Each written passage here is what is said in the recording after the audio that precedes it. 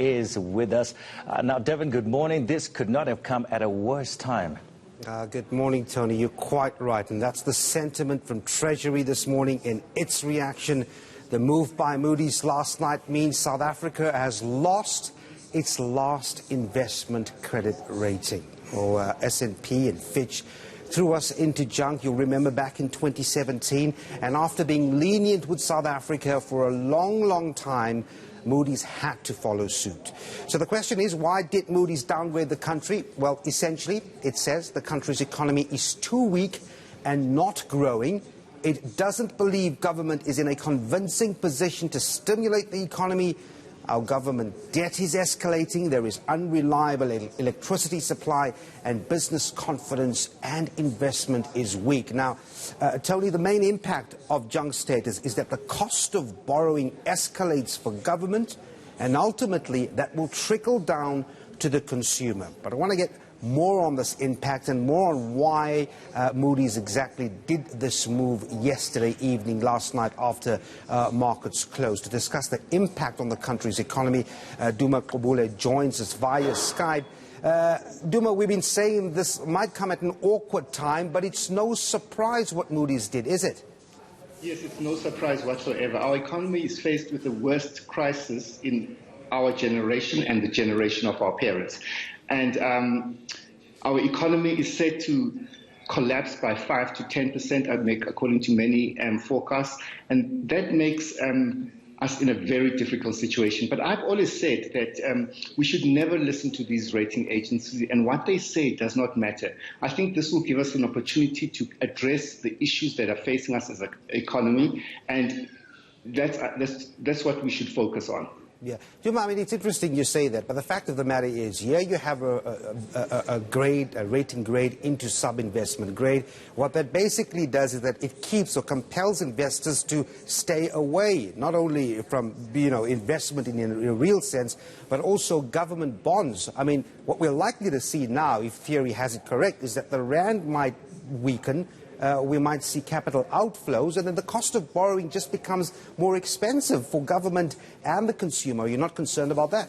No, the fact of the matter, the studies have been done about ratings downgrades, and it doesn't result in an increase in the cost of capital, because most of the cases it has been priced into the market before the downgrade. And many cases that I looked at, for example, Bloomberg did a study which showed that after the rating event, the cost of capital decreased after the rating. So I don't think we should buy into this narrative that it's an automatic situation. If we had a proper Reserve Bank, well, on Wednesday they started purchasing government bonds, so they could purchase the government bonds of the companies that are exiting South Africa, and as well they could implement capital controls to prevent the exit of capital from South Africa. And I just have to mention one more thing, is that what they were saying before this downgrade, the analysts, was that 100 billion rands would go compulsory exit the country, and that is about a few days of turnover on our country's foreign exchange market. It's not a lot of money. It sounds like a lot of money to the man in the street, but it is not. So I think we should focus on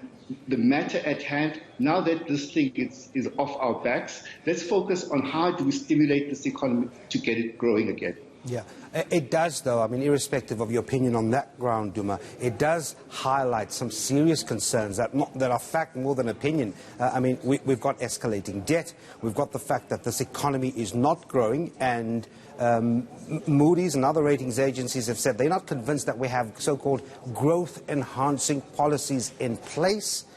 And that would mean less tax revenue, and it would mean that we continue to borrow more. So it does highlight, you would agree, some of the pressing issues that we need to get right in this economy. Yes, but those pressing issues have existed for many years, for 5 years when our economy hasn't been growing in per capita terms. And all that's going to happen now is that the corona crisis will just accelerate those stresses in our economy. But I just think I appeal to all South Africans, just forget about this ratings downgrade. Let's focus on what has to be done in the immediate term to protect the individuals, households and companies that are affected by this downgrade. Let us start using how can we protect all these people from the calamity that is happening. You saw in the US, jobless claims increased by 3 million people in literally weeks. That is the kind of scenario that we are facing in South Africa.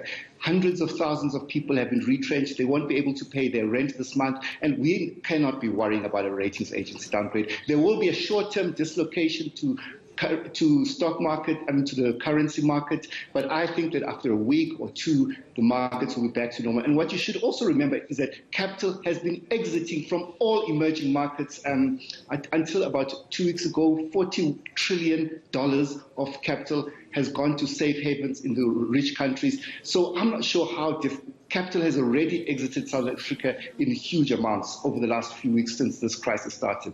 So I'm not sure how much worse it can get here. Duma, before I let you go, what should be included in that revival plan, if you like, as we try and mitigate the effects of the coronavirus? So just looking ahead, you mentioned we should concentrate on actually getting things right. What should the main points of the plan be? Okay, we should focus on protecting the incomes of individuals, households and companies. And that is what countries have done throughout the world. For example, Denmark protected the incomes of 80% of people who would be... and the UK, 75%, and the UK 80%. In Hong Kong, it's 25%. So throughout the world, countries are investing in such what they call income replacement plans. And we've already started one in South Africa. The Unemployment Insurance Fund has guaranteed the incomes of, they'll pay according to a certain formula, they'll cover the incomes of the people who are registered with the Unemployment Insurance Fund. And I'm just doing the numbers on that. It's a huge number of support that will be provided to the people who are registered for the Unemployment Insurance Fund. All right, we'll leave it there. Duma Gqubule, independent economist there. Thanks very much indeed for talking to us. Tony Marcel, there you have it. Back to you. Thank you so much, Devin Murigan, there with some very sobering analysis of the news we have brought to you since last night. News coming through that Moody's, the ratings agency, has cut the country's sovereign credit rating to sub-investment grade. We'll continue to bring you more on that over the coming hours.